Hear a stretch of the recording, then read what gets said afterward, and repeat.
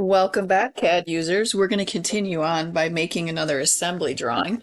This time for the other assembly we've created, which is the drill jig assembly. Here's what our finished product will look like, similar to the flanged coupling with maybe a little bit more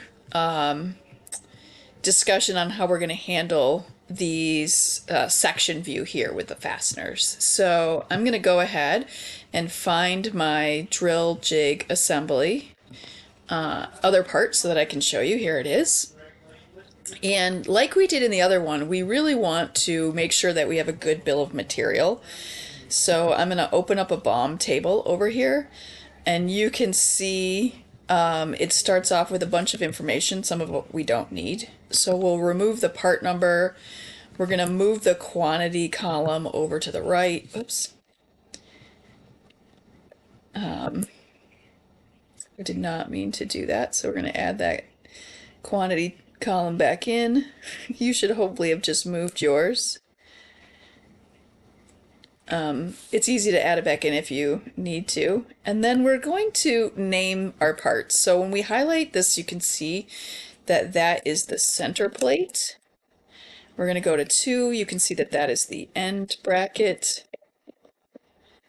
And then when we go to 3, that is our base plate.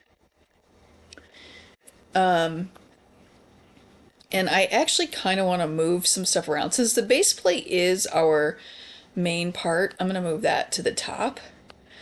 And then we have our center bracket, our end bracket, and then our fasteners. If yours are not in the same order, maybe you brought them in differently, you created them differently, go ahead and put them by moving over on the left-hand side the part numbers into that same order. And then we can come down to the bottom and create our drawing. And we're going to do an ANSI inch drawing again. And it should help us.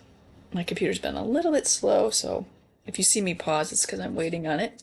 We're going to make sure we then go to assemblies, and we're going to insert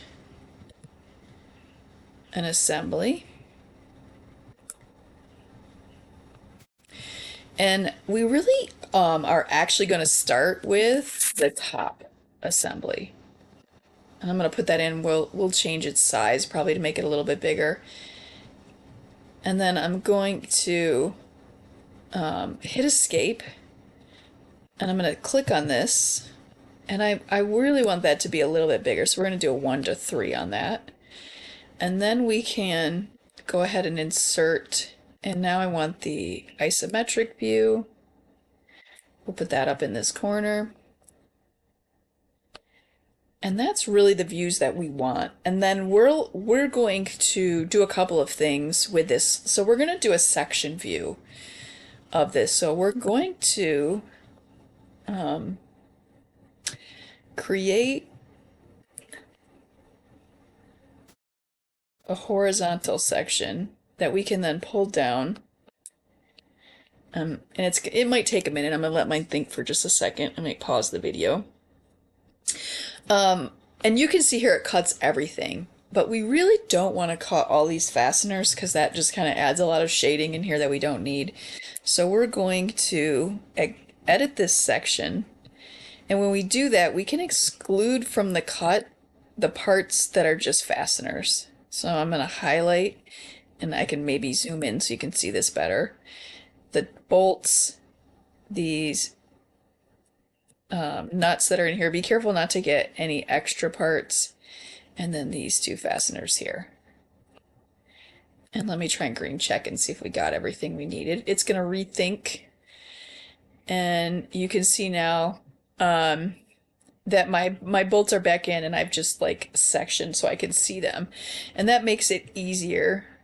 And then the other thing that we'll do is up here we kind of want to see how these bolts go in, so we're going to show and hide our hidden lines, and that's gonna give us the ability to kind of see what's happening with our bolts in that view. That is the main views that we'll do there. We'll go ahead and insert our BOM table. And we like to put this in our top corner up here. So I'm gonna put that right there. And if we've created our BOM correctly, you can see base, center, end, and then our fasteners are in there. So we can escape out of that. So now we just kind of have to, and I'm going to move this over so we can move this down a little. We're going to put in our balloons, I call them, or our call outs to each of our parts. So we're going to hit this call out and we'll start kind of highlighting our parts. So here's our base part. That should be our 1. We have our fastener. That should have a 4 or 5. We'll go ahead and hit our center bracket. Our center plate, sorry, our end plate. We can get this nut in here.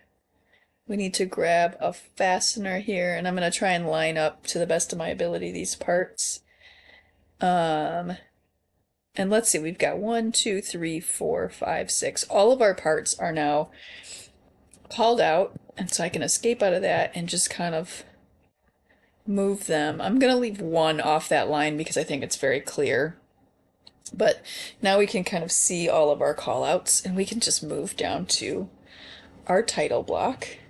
So I like to move up this top one so that we can put in here that this was created by King High School.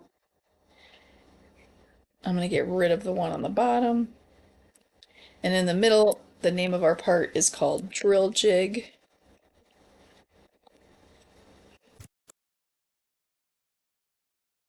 I'm going to say that the revision on this, we'll just put the part number from Dr. Planberg. And then this is for version A. Our scale was actually 1 to 3. I think it started off a little smaller than that. You should have your name in here, the date you've created this. You do not need an approval for this. And that is your drawing assembly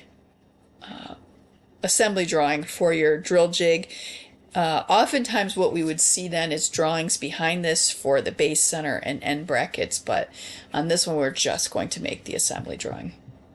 Make sure you've created this in your Onshape classroom, and then you can go ahead and turn that in.